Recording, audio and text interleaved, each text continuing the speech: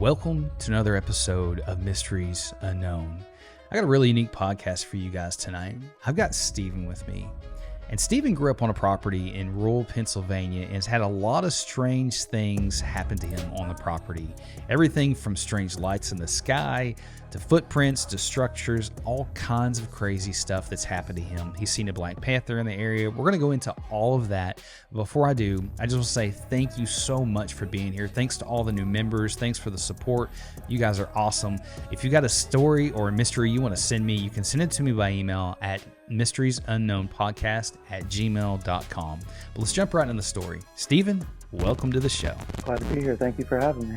Well, yeah, man, I'm excited to hear about these encounters. So why don't you take us back to where you were 5 years old in Pennsylvania and kind of walk us through this first encounter? Awesome. So, where I come from in the Chestnut Ridge area of Pennsylvania, it's really, really rural, really woodsy, and my parents were out for the evening. Oldest brother was babysitting myself and my brother that I'm closest in age to. After dinner, we went for a walk on our property, and it's it was up a gravel road that at the top was really soft dirt, kind of really dry, dusty, and in the middle of it was just this massive footprint that just looked like a bare human footprint. And they pointed it out, and we were just standing there looking at it, completely fascinated. I remember his girlfriend at the time dic- probably exclaiming something, "Oh my gosh!" And my brother, oldest brother, who was babysitting us, he had the biggest feet that I had ever seen. I was a little kid, but I mean, he put his size 13s up beside this footprint and it was bigger. So I have that clear memory burned into my head. And I recently asked the brother I was closest in age to, his recollect, like if he remembered this, and he was, oh yeah, because he's 6 years older, so he would have been 11, almost 12 at the time. So definitely had a more clear memory of this event than I did, which also reinforced it. I was, oh my gosh, so I haven't been crazy all this time. That absolutely happened, and I have another witness that is like, oh yeah, I completely remember that, and it really got my interest peaked. I was too young to really understand what it was. It just fascinated me that for some reason someone was walking around barefoot up there when there was no one that would have been walking around barefoot up there, especially with feet that big. And pretty much, ever since then, never quit thinking about that. And that pretty much takes us into the next encounter, which is I don't know what Bigfoot is at this point. I was probably 8 to 10. I don't really remember the age, but I specifically remember the event.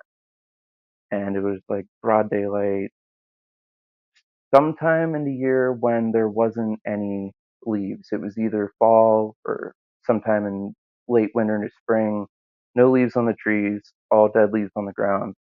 Warm enough that I was just out walking through the woods. There's no snow anywhere. Everything was pretty dry, actually. And at some point, I was far enough away from my parents' house that I couldn't see it anymore, which I was old enough that I was getting daring like that, because the older I got, the more I would walk out further and I'd turn around, oh, I can still see the house. And that was a comfort, but as I got older, I was like, well, let's push the boundary. Let's go further. So couldn't see the house, was far enough into the woods, completely alone. It's the middle of the day. There's no sounds, there's no birds, there's nothing. It's just me, silent woods. And all of a sudden, I was overtaken by the most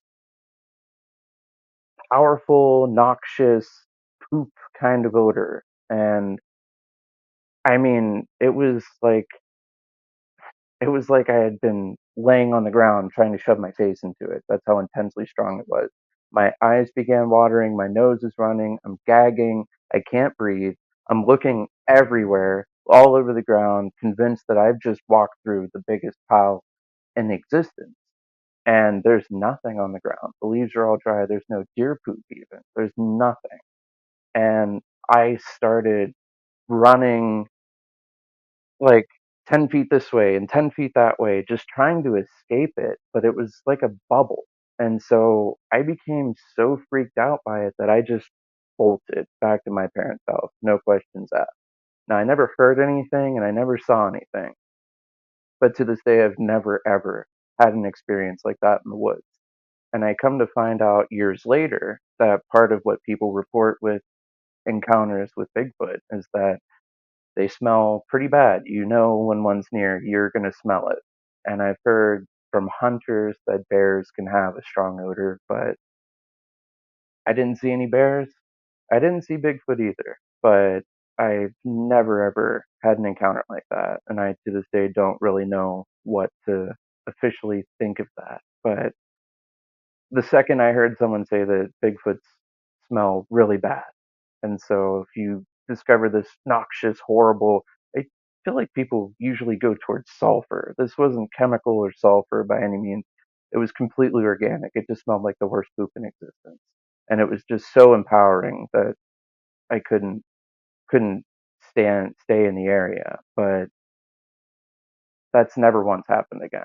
So that was a pretty intense thing that just had me further convinced that there's absolutely something very odd happening just in the woods immediately around where my parents live.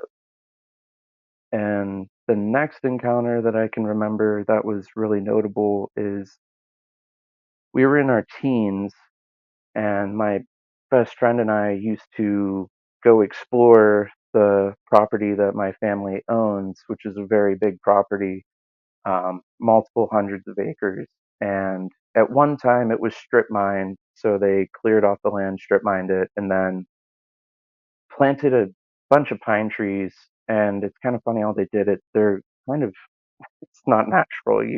It's a big pine barren, but you can tell that man planted it. It's kind of funny, but it's all overtaken now. Nature's reclaimed it all, and it's a great wildlife space. But we would explore that, especially in the winters or any time of the year, really. But at this point, it was winter, and we're walking through kind of a flat area in the pines, and we come upon what is legitimately a pine tree that is inverted. I mean to say literally, what we saw first was the roots of the pine tree all the way up here in the air. So it was legitimately an inverted pine tree. Like someone had walked up to this pine tree, ripped it from the ground, and then shoved the top of it into the ground. And we're looking, all around at every other tree. It's the only one like that. And it's not a small little tree. It was probably at least a 12-foot tree. I mean, it was a big tree. And being an adult, I've to this day tried to find any sort of rational explanation for it. What if there was a macro burst or whatever, but it's the only tree that was affected. No windstorm is just going to rip one tree out of the ground. And how would it also then plunge the top of it into the ground? That's the other part that's really like, that had to be some incredible force. And it looked like a cartoon, literally. It just looked like cartoon logic. And to this day, I'm dumbfounded by it. I still talk about it with my best friend. Like, how is that even possible? So we're fascinated by that, and we keep walking basically in a straight line, and we come to the edge of a tree line, and it's just like an edge of the pines, and then there's a field, and then below the field is a stream. And at the edge of that tree line, there's a second inverted pine tree right at the edge of that tree line. And we're looking at it like, all right, now that's too bizarre. The first one, whatever, but the second one in a line, now, like, how is this even possible? Like, I mean, I would have to imagine that if man was going to do this, he would have to drag some kind of logging equipment up there, something that can rip this tree out of the ground, and then you got to figure out how to flip it and then plunge it into the ground. I don't know how man would do this. And we got the sense that it was a trail marker because it was just in a perfect straight line right through this big patch of pine trees. And you have one over here and then one at the end, right at the edge of the tree line. And there was a trail that went down to where that stream was. And now it had snowed. We probably had, I don't know, 8 inches of snow, whatever. It melted off, but there were footprints left in that snow going down to that creek from where that inverted tree was. And the sun had been on them. It definitely warped them. I'm, you know, totally not against the the fact of that, but even in them being warped and melted, they still looked human. You could still see digits at the end of each of the tracks. And the only part that actually looked to be warped was the back end where the heel would be. And they were super long. But if you shrunk that, it would probably look like a more human like footprint that was pretty big. And it was just perfect. Like a person had just walked through the snow barefoot down to this creek. No one lived up there. So seeing that, we're just looking at it like this is too insane. We find the inverted trees. Now we have this trail that goes from them down to this stream. It was pretty intense. And I honestly haven't been back up in that area to see those trees to see if those are still there. I would not be surprised, or if there's any more. I do have family that lives in the vicinity. My older brother actually lives right below where we found the first footprint when I was 5. I've yet to talk to him about that and about if anything else has happened. He has kids, so I don't want to talk around his kids about it just in case anybody gets freaked out by it. But it's just a very curiously active area. And the next encounter is just a couple years later, around Thanksgiving time. And I'm a writer, so this gave me really good inspiration for the story that I based on this event, which I called Howler. But the thing that happened at this point was it was around Thanksgiving, it's after dark.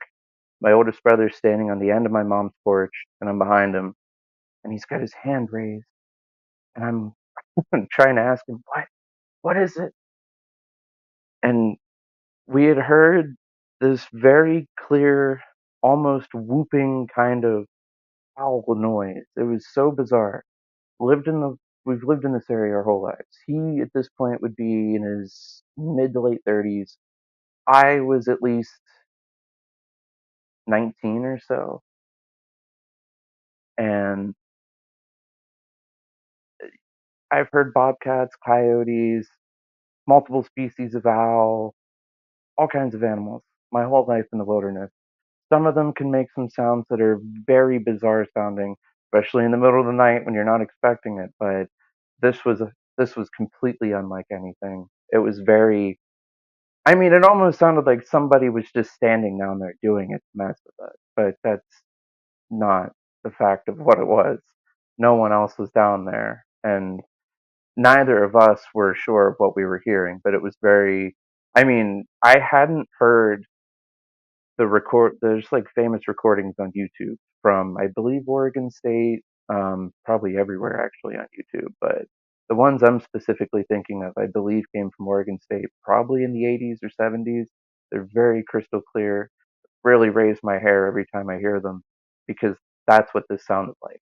And the first time I heard that I went, oh, it was that sound. That's what that sounded like. And that just really like, oh my goodness, like that really gets your blood pumping when you're like, holy cow. Because if I had heard it before that it happened, I mean, I could have understood my mind would be trying to formulate, oh, that's what that was. But the fact that I heard it first and then later on heard those recordings and went, that's eerily similar. That is really creepy. Same with the smell. I had that smell encounter long before I ever knew that there was any, long before I ever thought of Bigfoot, long before I ever thought of the association of a foul smell coming from him. It's them, what have you. And that brings us to the craziest one, in my opinion, in regards to Bigfoot, which was the most recent, just about 6, 7 years ago, in all honesty. Um, best best buddy and I were night fishing around a local lake, and it was probably definitely either close to or after midnight. Hadn't caught much, just hanging out, enjoying the nice night. And I distinctly remember the moon being very bright that night. It wasn't full, but it was super bright, clear sky. The only light that we had, though, was out on the lake. Behind us, by probably 25, 30 yards, don't know an exact distance. It just, there's thick forest behind us. Not directly behind us, but, you know, you turn around and, it's like, what, 20 yards at least, I'd say. Not super close, but not terribly far. And somewhere around, after midnight, we started hearing something approaching us. And the only way I can describe it is it sounded like an authority first. Like, I thought it was potentially, I don't know, DCNR or state police, just coming up on us to see what we were doing, make sure that we weren't up to no good, basically. So my mind goes immediately to, oh man, we're about to get in trouble for something or something. And we both turn around, we're looking at the woods, and it sounds like someone is walking towards us on two legs with intention, and they are not being quiet about it. They are breaking every stick, every twig, it just they were trailblazing, and that's why we were so freaked out. We were like, "Oh boy, what's coming up on us?" And the first thing that struck me as terrifying was the fact that there was no flashlight. We're on the edge of a lake. And if the authorities are going to approach us, they should be coming from the front where the road is. They shouldn't be walking out of the dark forest for no reason. And anyone who would be walking, I mean, the woods were pitch black. You couldn't see anything. There was no moonlight in there. It was all pitch black, and there was no flashlight. So I don't know anyone who's going to tromp through the forest like that with no flashlight. So that immediately, we didn't have a good flashlight. We had a tiny little kind of toy flashlight. It was part of like a Star Wars lightsaber popsicle or lollipop, and so it had this tiny little flashlight that was used to like turn it into a lightsaber. So the lollipop part was gone. We were just using the flashlight that was on the bottom of it, very weak flashlight, and well, it was strong enough to have a circle of light on the tall grass right at the tree line. So this thing came right up to the tree line. It was right there. So he turns on the flashlight, and all I can think is, I don't want to see what this is. Thankfully, I didn't. But whatever it was stopped right there, dead in its tracks. The second that flashlight beam hit that edge of that tree line, that thing stopped. And we're both sitting there, hearts racing, breathing really heavy, like, okay, what's about to happen? Oh my goodness. And he shook the flashlight beam erratically like this. And whatever it was immediately turned around and it was gone in 3 paces. And that was enough for us to literally grab up all of our gear, our poles and everything, our chairs, and we just grabbed everything up in our arms like this, and we made a beeline right for his car the whole way, going, wow, that was a huge bear. Oh my goodness. Oh, wow. And the second we got in the car, slammed the door shut, we turned to each other and went, that was Bigfoot. Oh my goodness gracious. That was, I mean, my hair is standing up. I can absolutely still have that entire experience right like it's happening. I still talk to that best friend to this day about that, and we have no other explanation other than, I mean, if it wasn't Bigfoot, what was it? It was some kind of bipedal thing. And even if it was a person, that kind of scares me a little more because who's walking up on us in the dark in the woods where there shouldn't be anyone? But, that being said, yeah, that was definitely the most intense and closest encounter that I know of, especially where you could hear both feet coming up on you, and I mean the just how quickly it was gone. And that's the thing that always gets me. A lot of the times that I seek out these podcasts and listen to other people's story, and I love yours by the way for your showcasing the people telling their story. And it's, man, there's so much, like anytime I hear someone go, I'm like, I know that. I was there. I heard that. I know exactly what you mean. It is so quick. Like, I mean, the first step was loud, the second one was so much quieter, and by the third one, it was gone.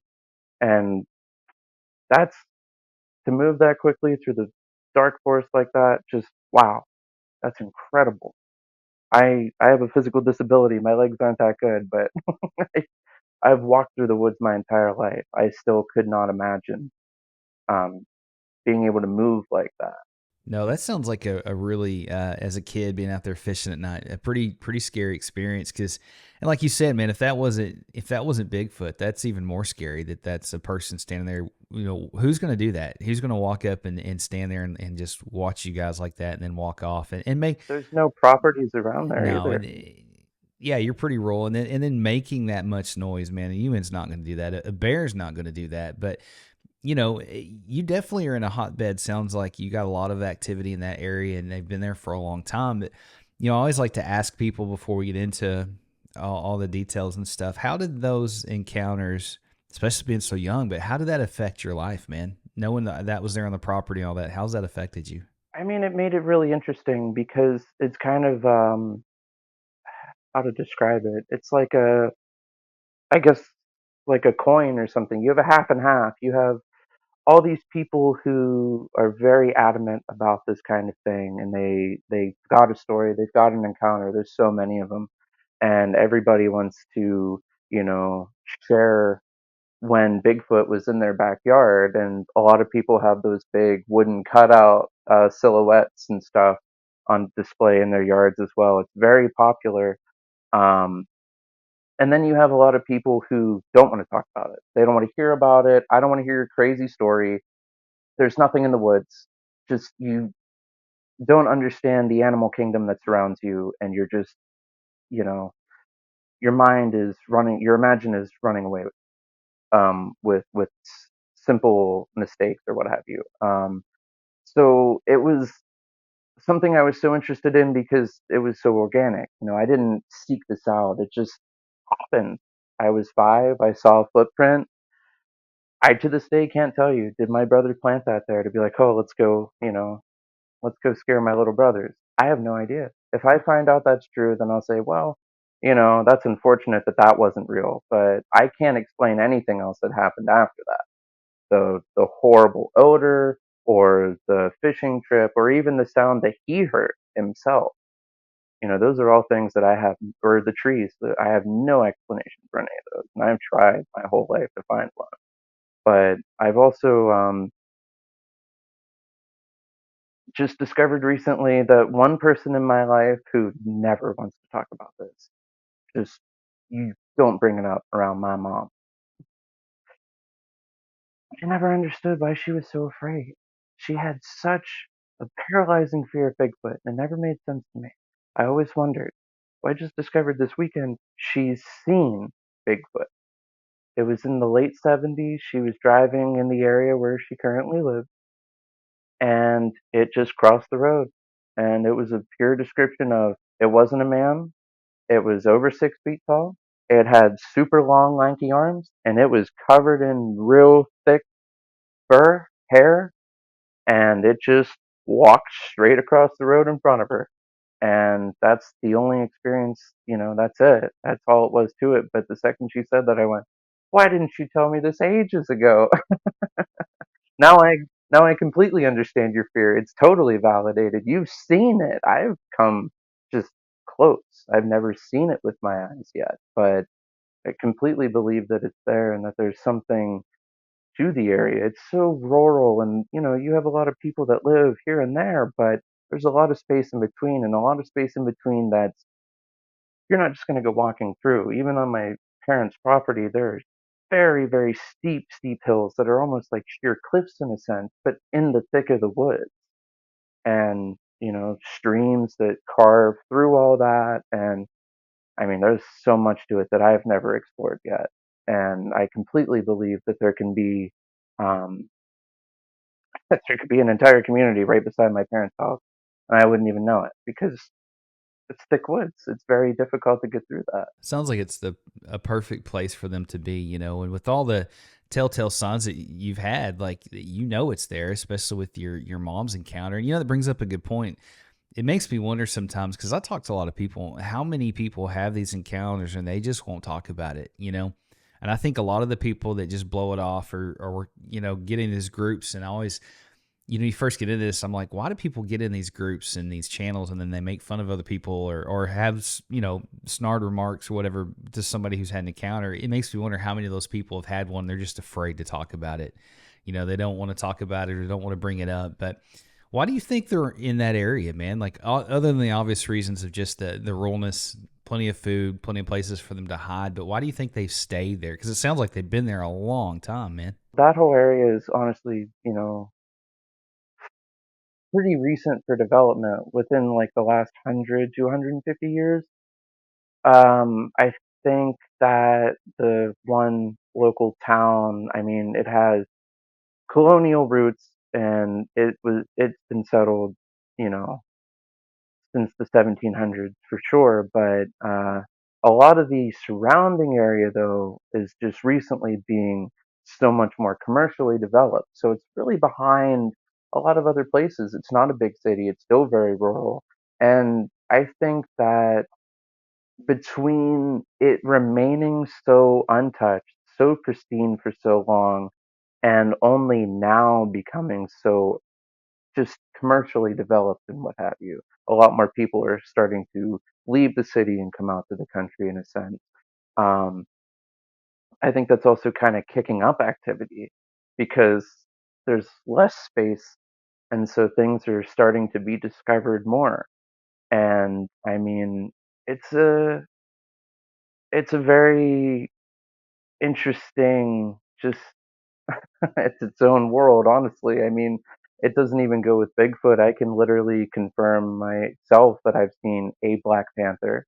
I'm one of very many people who will tell you that there are Black Panthers in the Chestnut Ridge. No one wants to hear about it. The Game Commission will not admit that there are any mountain lion in the state of Pennsylvania. They will go as far as saying it's impossible, which I don't understand because a lot of those areas are actually very well known for having mountain lions for forever. I mean, there's plenty of people that I've personally known that have trail cams that have mountain lions on them, and it's not a bobcat. It's a mountain lion. It's got a long tail. It's a big cat. They do exist, and I personally don't see knowing that it's so outside of the possibility because I've seen albino deer. And I know that there is also a genetic mutation that causes animals to, instead of being albino, be completely black. So I don't find a hard time believing that there is an all black mountain lion roaming in the wilderness. I saw it with my own eyes. Outside of where I worked at a hotel, and I was waiting to go to a Bible study because the church I attended at the time used a building attached to the hotel they would rent to hold Bible study and whatnot. And so I was waiting for everyone to arrive. There's a lot of woodland behind where this hotel sits, and it's kind of steep and goes way down. There's a swampy area below it. And there was a fence, a wooden fence for reference down there. And whatever I was looking at, which was, it looked like a black cat, but it was half the size of that fence. And that fence was way down that way. It was over 100 yards. Like it was not close. I was looking way down here. And for that cat to be half as tall as that fence at that distance, that's not going to be a little house cat. If it was a little house cat, it would have looked like a mouse from that distance. But its back came along the middle fence line, and it just was creeping through the tall grass along the edge of that fence down towards where that swamp is. And to this day, I was like, I saw Black Panther. I'm one of those people, excuse me, that saw that. And again, I didn't even know that was a thing until I started learning about Stan Gordon, who's very famous, not just in my state, but I suppose nationally or over the world for being like the guy. If you have an experience, call Stan Gordon. He is the ultimate guy to report these things to. He's been dealing with this since the Kecksburg incident in the mid '60s, outside of kind of where I live. It makes you wonder why, game and fish and people, why they don't want to talk about this or say that, there's panthers or mountain lions on a property. They're that way in Arkansas. Like they'll tell you, hey, we don't have them. They're not here. But I've personally have seen a mountain lion, and I've got a cousin of mine that saw a black panther as well. So I mean, they're definitely out there. But if they're covering that up, like it makes you wonder what else they're covering up. But there's a lot of strange stuff out there, and that area is so rural, man. They could be back in there. It could have been there forever. I mean, who knows, right? I always like to ask people this question, and sometimes I get flack for asking it, but I generally want to know what do you think Bigfoot is, man? What's your thoughts on Bigfoot?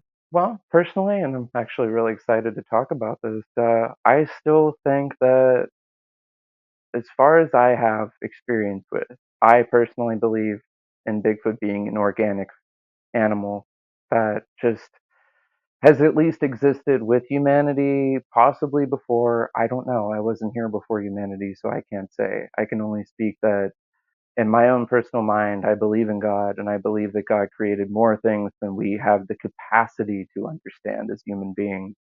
And if we're going to say that God created everything, it must be pretty incredible. So I'm not surprised that there are parts of his creation that are unbelievable. I mean, even having faith in Christ can be kind of unbelievable. It's the good news, but the almost too good to be true news.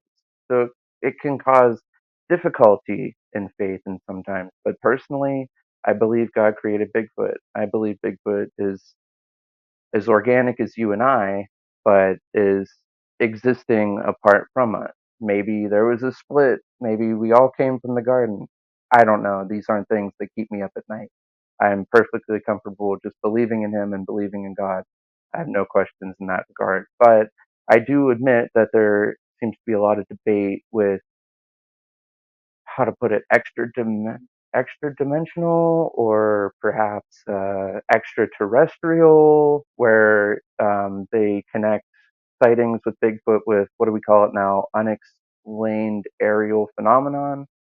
Um, yeah, okay. I have a lot of those as well from this area, but I never once connected the Bigfoot sightings with the aerial phenomenon. Never once.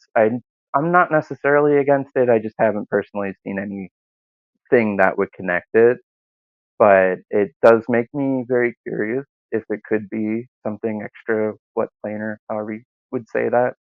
Maybe that's why we can't find them. Maybe it's because they can pop in and out of our reality, perhaps. And maybe that's why they were revered by indigenous people way longer than we knew about them. They were uh, kind of a big deal to those people that were living there at that time, and they were able to coexist peacefully as far as I'm aware.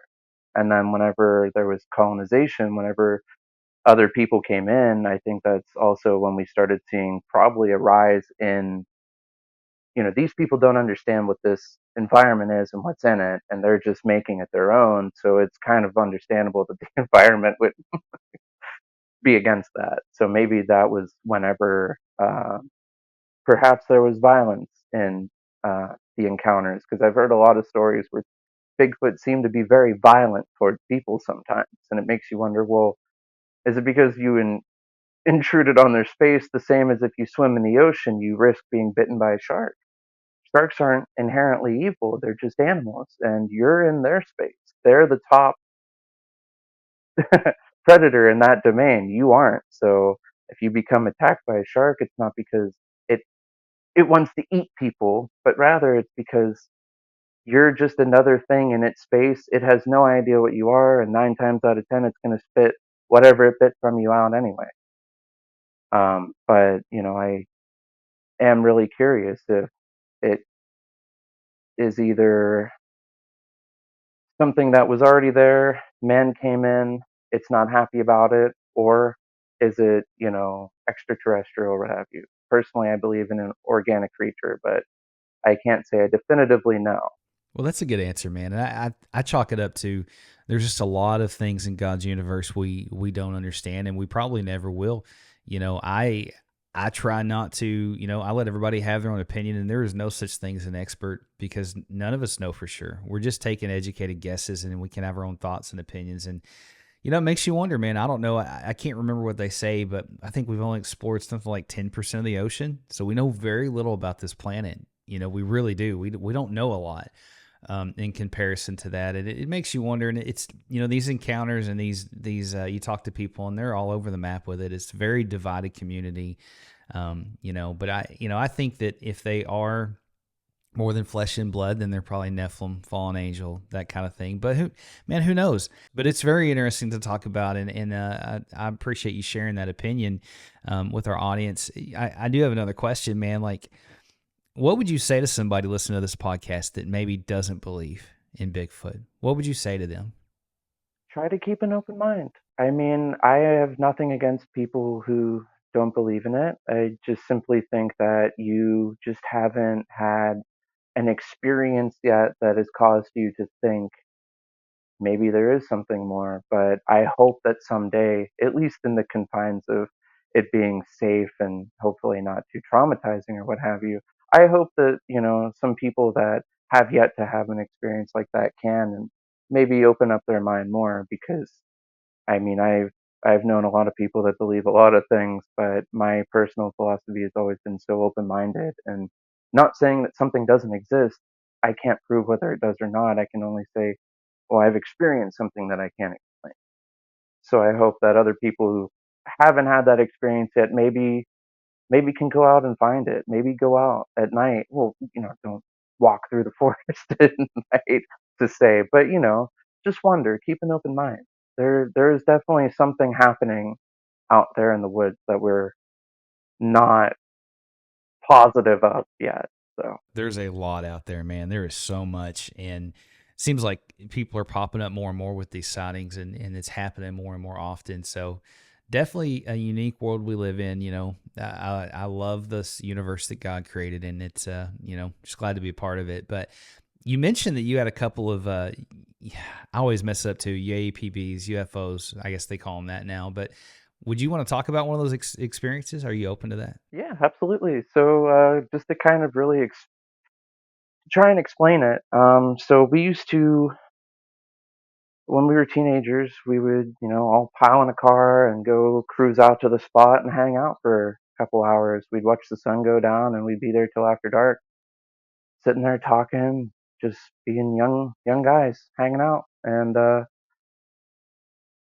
sometime after we had been doing this for a while, we started to notice that after dark on the tree line, so we were sitting on, I guess, the crest of not like a full valley, but a hollow, whatever, small valley kind of deal. We were sitting on the top of this side, and we had a real beautiful view. And we noticed that out of the tree line after dark, it'd be a half an hour to 45 minutes on the dot after the sun goes down. And I say that because we've seen it so many times. It became a routine thing. There would just be an orange ball of light that would rise perfectly out of the tree line. And it would get right up, right above the tree line, not totally in the sky, but above the tree. And it was at some distance to us. But I mean, we literally watched it rise out of the tree. Just an orange ball of light, no flashing, nothing. And it would sit there and hover for over 30 minutes. And that this was a routine, like we discovered. This became routine. And we would see them in the same spots every time. We would try to go there around those times to see if we could continue to have that experience. We did every time without fail. It became so routine that it terrified me because I lived very close to where these things were apparently rising from the trees, which had me going, okay, what's going on here? why why are orange balls of light rising from the trees around where I live? And about a half an hour to 40 some minutes after it would be up in the air, it would start flashing erratically. And then it would start moving towards us. And by the time it would get over us, it would resemble an airplane, but not perfect. There was something so off about it. The lights, I've seen so many planes. I know probably every plane has a different set of lights and they all mean whatever. My dad was in the Air Force. I've seen plenty of planes throughout my life. It just didn't seem right. I've had so many jets and whatnot fly overhead. This didn't have propellers. It sounded like it was something that would be jet propulsion, but it sounded like if you were imitating a jet and playing it through a speaker really loudly, but like one speaker, just like one mono speaker that's just blaring the sound directly beneath you to say, "Yep, I'm just a plane flying over here. Don't mind me." And we would notice this and be like, "That's pretty bizarre," because it hovered in the same spot forever and then started flashing. And then by the time it goes over us, it seems like a plane, but just all wrong. Like you were trying to convince someone the best you could what an airplane was, but you just had never seen one before, and you were going on only off of word of mouth what someone had told you. That's the only way I can describe it. It was so bizarre, and I had these experiences with 3 to 4 other people, and that's what we were talking about. Like, look at that thing. Look how odd that thing looks. It doesn't sound right, and we should have been able to hear it coming. But when a plane flies over you, the sound hits you first. Well, I guess it hits you last, but the sound was just with it. And I mean, it, it was very bizarre. And we had witnessed that happen, I mean, over probably 3 to 4 months routinely. And the same thing. And I get it. You could say, well, it could have just been a plane on the horizon. And that's why it looked as if it was coming out of the tree line. But the problem is, the horizon's way out here. The tree line's way up here. It didn't come from way out here. It literally rose straight up out of the trees. And as I said, it happened so many times routinely that one of my friends was like, I'm looking into this. I didn't know what to look into. I was actually pretty afraid of it, to be perfectly honest with you. So I wasn't concerned about figuring it out. But he looks into it and comes across what they call false, excuse me, false planes. And this is apparently a phenomenon that people have been noticing, but we watched videos on YouTube that depicted the exact same thing we were witnessing, which was balls of light, orange light coming up out of the trees and then flying off, turning into planes and flying off. But they were calling them false planes. And I went, false planes? Well, that's exactly what I thought it was. It looked like a plane, but it wasn't, it was false. And to see that other people are having that, I was like, oh, okay. Because it's like, it's one thing, but for it to come from like, from home, you know what I mean? It's like, because we also noticed a couple things above where we were having the sightings, like the footprint and the trees. So it's kind of like I'm not going to tell you that it's not connected. I don't actually know, but I've seen aerial phenomenon over where I've seen Bigfoot phenomenon. So it's interesting to say the least. That is so wild, man. Like it seems like there's always a connection with those things, and what that is, man. I don't know. What do you do with that? But man, that is wild, man. I'd be very interested to see what else happens on that property, man. And I hope that you let us know if something else happens or you see anything. So I'm actually in the process of moving back there and very excited to reclaim that territory and to be in that territory every day to notice, the changes to the environment and to hopefully have more things to report. So Definitely. Keep us updated, man. Thank you so much for sharing that with our audience. I know they really enjoyed it, but let me know if you see something in the future, man. absolutely. Guys, thanks for being here with us. What an incredible story. I appreciate Stephen coming on and sharing that, and I appreciate you guys being here with us and watching, because without you, this podcast would not be possible. Guys, if you've got an encounter or mystery you'd like to send to me, you can send it to me by email at mysteriesunknownpodcast@gmail.com. And like I always say, stay prayed up. We'll see you in the next episode.